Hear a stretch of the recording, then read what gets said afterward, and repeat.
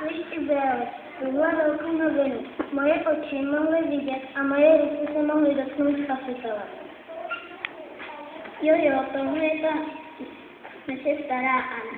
Ona s ním snad nepřistane. Pořád říká lidem, co jí napadne. To dítě se tu včera objevilo se svými rodiči. Přišli se s ním poprvé ukázat do chrámu. Já jsem u toho byla. Zrovna jsem se modlila, aby nás Bůh osvobodil. A když jsem viděla přicházejí, hned mi bylo jasné, že to není dítě jako každé jiné. Ana mluví pravdu, jakože se mám manina. Já jsem také viděl to dítě, jmenuje se Ježíš.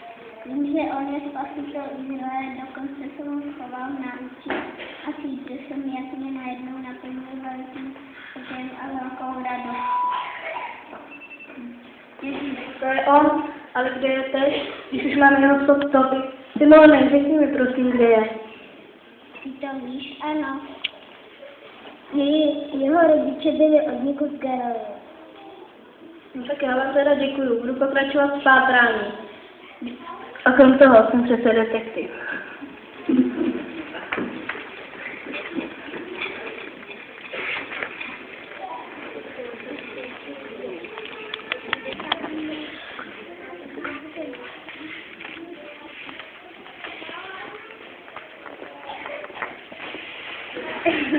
Děcka, neznáte nějakýho Ježíše?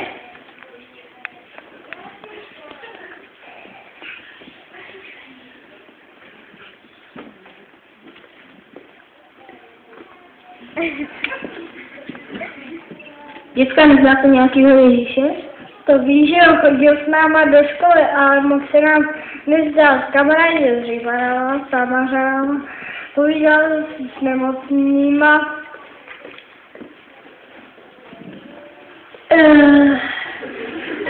Mamka říkám, že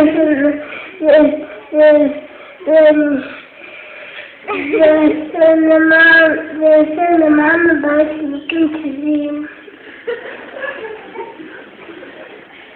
Já byl hodnej, ale fakt divnej. Poču s náma skoro nehrál, ale proroky znal i po spátku.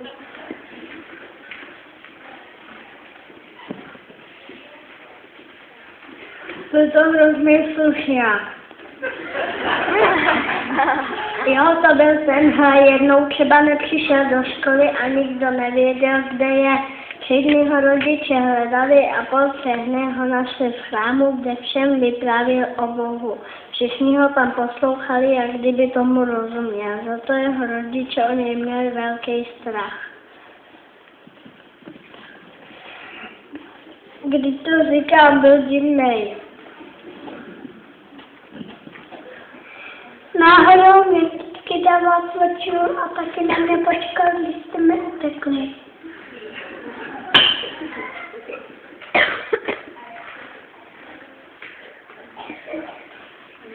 A to je snad normální, když mu je 12 jako mě. Podíval jsem se, to už mu je 12?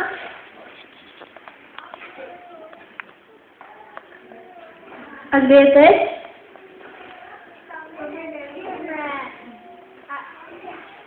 A ani nás to nezajímá, jdem si hrát.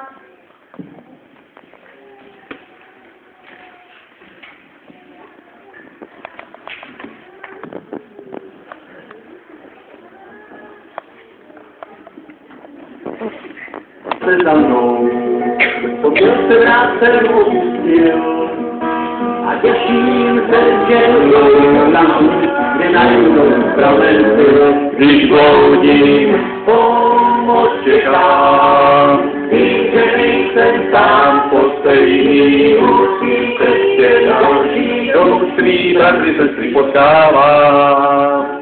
Každý si to šlape po svých nohách, nemůže jenom tak se zavést, ale o to víc může pomáhat a navzájem mě nést, když bloudím, pomoc čekám. A vím, že nejsem sám, po stejný musí cestě další, do svých bratry sestry potkávám.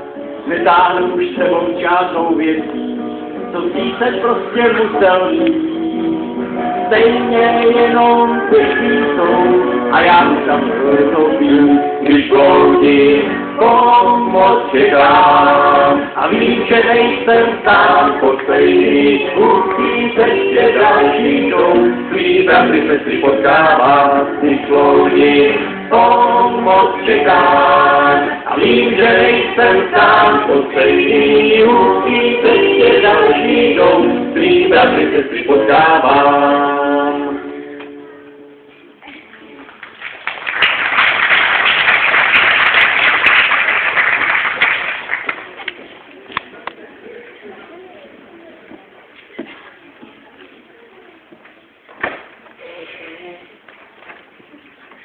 Tak, kamarádi a vážení přátelé, to byl začátek mýho pátrání. Všechno jsem si důkladně zaznamenával, tady to mám pěkně nahrané. A my si teď společně můžeme poslechnout, jak to bylo dál. Další moje zastávka byla v Galilejské Káni. Tam jsem narazil na další stopy. Zaslechl jsem mezi lidmi rozhovor o Ježíšovi.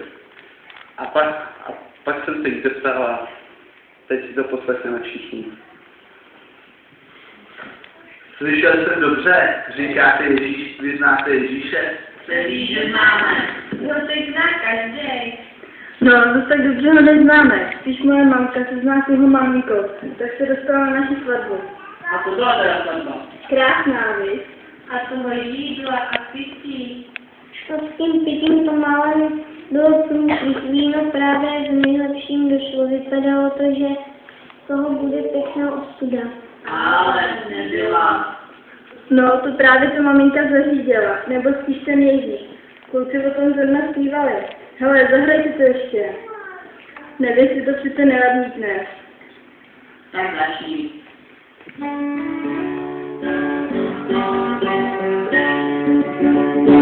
Ježíš šel cestou soudem, druhům věří se soudem. Nestání je svatba, bude tam vymáživá, nestání svatba, sakafem. Nestání je svatba, bude tam vymáživá, nestání svatba, sakafem. Svatby se veselí ej, nosí sní přes celou Galilej. Máš ty Boha syna, zůstali jsme bez vína, a to by byl konec zlej. Máš ty Boha syna, zůstali jsme bez vína, a to by byl svatý konec zlej. Káni mají 6 soudní kamenej, Ježíš šel do každého dublej.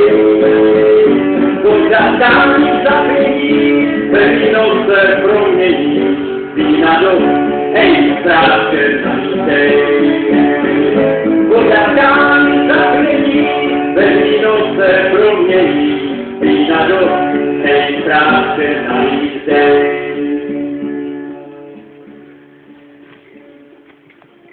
To byl teda úplnej zázrak. Proč on to vlastně dělal, když jste pro něj skoro svý lidí? No právě, to jsem se taky viděl.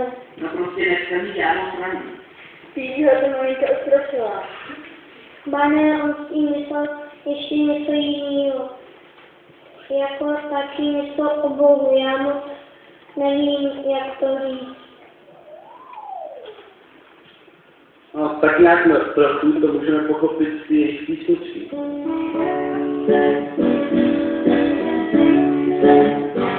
Víno své výborné vydej, říká Bůh, je dnes už ochutnej.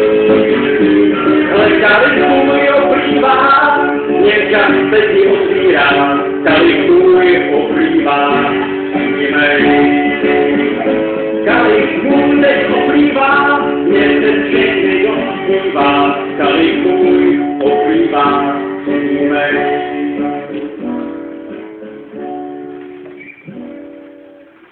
Na další